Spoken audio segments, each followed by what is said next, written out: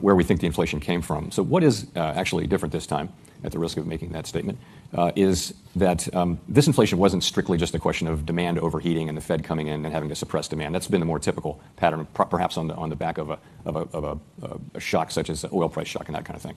This episode actually also involved, as everyone will recall, the collapse of the supply side in a lot of ways. So supply chains stopped working. There were shortages of critical things like semiconductors, which turned out you couldn't make cars.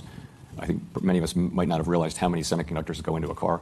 In addition, there was a major labor force shock. So we lost several million people out of the labor market. So that we had a very severe labor shortage. So it was a supply side issue, as well as overheated demand from the closing and then reopening of the economy at a time when rates were low and fiscal policy was very supportive of demand. So we had both of those things. And therefore, if those were the causes, what we needed to see was both the unwinding of the pandemic-related distortions to both the supply and demand in the economy, and also the effects of tight monetary policy.